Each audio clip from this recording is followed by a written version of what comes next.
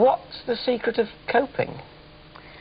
Well, yeah, as you say, a year and a half ago, it was very difficult for me because there was so much happening, and I was like, oh my God, you know, what am I doing in the middle of all this sort of kerfuffle, you know?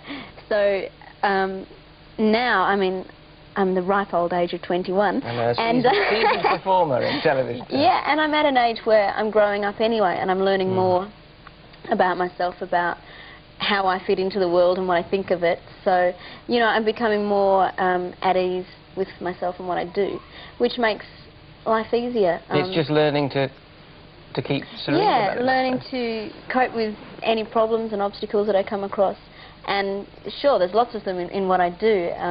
You know, coping with criticism, that type of thing. Now, you've had a fair old bit of this, haven't you? Because of this tour you're doing at the moment, which is for the... You said it was strictly for 14 to 18-year-olds, and that's the age group that's allowed in. When grown-ups have sneaked in, they've been a bit critical. They said, oh, it's all mime, you know, she's just miming and it's sugar-sweet. No, it's not mime, it's a live show. So you are performing live on the stage? Yeah, it's a 40-minute show. And that's the same show I did in Japan for 38,000 people. So I think there's a lot of people who are looking for something to criticise. There was an article in the paper the other day, and the poor woman was desperate to find something wrong. I read it. It was in the Sunday Times. She said in the end, it's so nice, it makes you sick, which is not bad. Are you self-critical? Very. To what end? What don't you like that you do? Oh, it's my job to cover that up, isn't it? So I wouldn't say. But I am my own worst critic, which is good. That's healthy. It means I'm always striving to do better. Now, in the striving to do better, you decided to leave Neighbours. Now, there are a lot out there, you know, probably including my mum, who says she was doing all right in that. She's getting too big for her boots now. She's going off being the film star and she doesn't need Neighbours anymore. What's your reaction to that kind of criticism? Well, it's odd. I left the show, gosh, nearly 2 years ago now. And I was in it for 2.5 years, from 17 to 20. So, for me, I mean, I really took 6 months to decide will I or won't I leave, weighing up the pros and cons. So it wasn't an easy decision, I'm too big for that now? Oh, no, it was, I just felt it was the right time to leave. And at that age, 2.5 years it's a major chunk of your life. It is, in your late teens. Yeah, and I mean, at the moment, I'd like to keep the fond memories I have of it. And if I went back to Neighbours, I think it would be spoilt, you know. I'd say, oh, I did this for 2.5 years. What about the one thing that was built up, of course, was the fact that Scott and Charlene in the thing were mirrored in real life to a great extent, maybe just in the minds of the fans, with yourself and boyfriend what's his name doing, Scott. Is there anything going on between? No, there's not. I must say I'm a single girl. Do you see him at all? Well, I spoke to him on the phone and I said, you've got to come to one of the shows, and I don't think he's going to be able to make it. So that's a shame. But actually I'll see him Saturday for the Smash Hits Awards. Oh, so he'll be there then. Good old Jason, he made it near. Tell me, you know, you go through all this and you look at the people who are mirroring your life in a way by being extremely famous at, as you say, the ripe old age of 21. How do you think you can make your success last? Or do you want to make it last? Well, would you rather it didn't? I don't know. I don't know what's going to come first, whether I'll want to get out of it first or whether the public, the public are very fickle, and it's a volatile industry, so you don't know what's around the corner, and I can only make it, well, I can try and make it last as long as I can, but you know, you can never be so sure. Is this why, in fact, there's been this sort of gentle switch now to film and to vocals, thinking that that's probably the place to make it last, rather than sitting in Neighbours? Well, I mean, in a series, you're assured security, and you can stay there forever, but, I mean, I just felt I wanted to go on and do different things, which is, as it's turned out, it's been fantastic. When I left Neighbours, I thought, my God, you know, that's it, I'm never going to get any work ever again. But that was a risk I took, and it turned out for the best. So just tell us briefly about the film. It's called Delinquents. It's written by Pat Cash's auntie. Yeah, Deirdre Cash, and she writes under the pseudonym of Creana Rowan.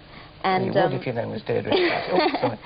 So I filmed that in May and June of this year, and the world premiere is in London on the 5th of December. Wonderful. Yeah, well, my first premiere. I'm so excited. It should be good. Will you be over for that, Jason? Yeah. Oh, actually, Jason, I don't know. I hope so.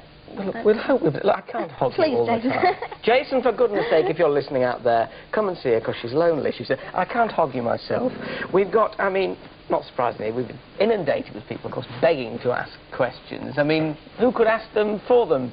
No mean heartthrob himself. We thought the man as he was up here. Phillip Schofield has got a few of them over there. Philip, can't field the question. About someone else, then. They're backwards and forwards here all the time. They practically live here. First of all, Leanne has a question. If you could be anyone in the world, who would you be? Ooh. I think I'd be myself.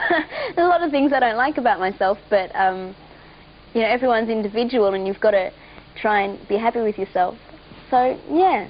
No Hollywood heartthrobs that you always adored as a kid? Well... Betty Davis or...